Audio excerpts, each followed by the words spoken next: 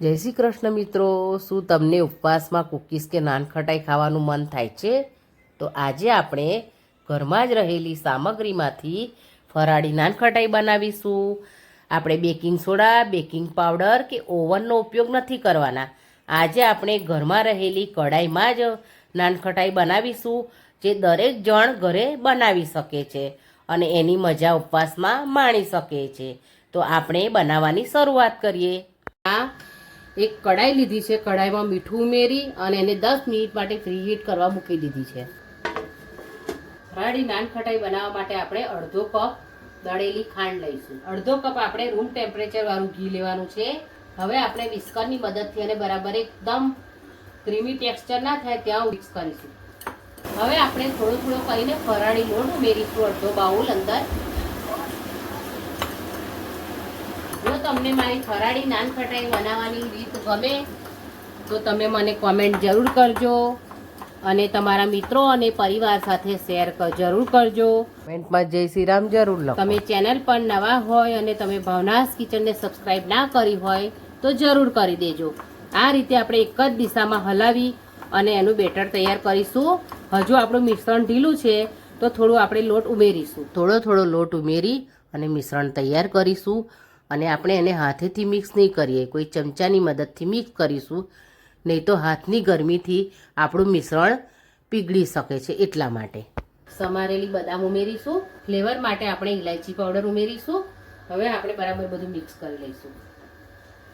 આ રીતે આપણે નાના નાના ગોળા વાળી લઈશું અને નાનખટાઈનો શેપ આપી દઈશું. આ રીતે આપણે ગોળ વાળી અને આપણે નાનખટાઈનો શેપ એને આપી દઈશું. આપણે બદામથી નાનખટાઈને સજાવી દઈશું. આ રીતે બધી નાનખટાઈ આપણે બનાવી લઈશું. આ રીતે આપણે બધી નાનખટાઈ તૈયાર કરી લેવાની છે. હવે આપણે એને બેક કરવા મૂકીશું. આ રીતે આપણે એને બેક કરવા મૂકી દઈશું. સ્લો ટુ મીડિયમ ગેસ પર 20 મિનિટ માટે બેક કરી લઈશું. જોઈ લઈએ 20 મિનિટ પછી આપણી નાનખટાઈ તૈયાર થઈ ગઈ છે કે નહીં. જો સરસ તૈયાર થઈ ગઈ છે, તમે જોઈ શકો છો. એકદમ સરસ તૈયાર થઈ ગઈ છે. જો હજી ગરમ છે, હમણાં ઠંડી થશે એટલે સરસ લાગશે. જો આપણે એને બહાર લઈ લઈશું ને ઠંડી થવા દઈશું. આપણી નાનખટાઈ ઠંડી થઈ ગઈ છે. આપણે એને પ્લેટમાં લઈ લઈશું. એકદમ ઇઝીલી સરસ રીતે ઉકળી જાય છે. પહેલી વખત બનાવશો ને તો પણ આ માપ સાથે બહુ જ સરસ બનશે. તૈયાર છે આપણી ફરાળી નાનખટાઈ. તમે એક વખત ચોક્કસ આ માપ સાથે બનાવજો. ઓવન વગર બનાવી છે તો પણ બહુ સરસ બની છે. તમે ચોક્કસ આ રીતે ઓવન વગર કઢાઈમાં નાનખટાઈ બનાવજો અને ઉપવાસમાં એની મજા માણજો. આમ તો તમે એને 15 દિવસ સુધી ડબ્બામાં પેક કરીને રાખી શકો છો, પણ મને નથી લાગતું કે તમારી નાનખટાઈ 15 દિવસ સુધી બચે, કેમ કે એટલી સરસ બને છે ને કે ઉપવાસ ના હોય તો ઉપવાસ વગરના પણ એને માગીને ખાશે. જો તમે જોઈ શકો છો કેવી સરસ બદામી રંગની આપણી નાનખટાઈ શેકાય છે, ઉપરથી ક્રિસ્પી અને અંદરથી સોફ્ટ. હું તમને તોડીને પણ બતાવું છું. જો કેવી સરસ એકદમ બની છે.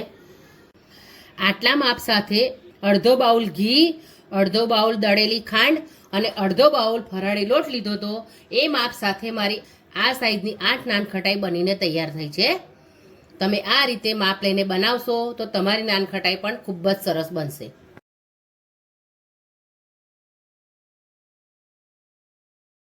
આપણે ફરી મળીશું મારી નવી રેસિપી સાથે. ત્યાં સુધી થેન્ક્સ ફોર વોચિંગ.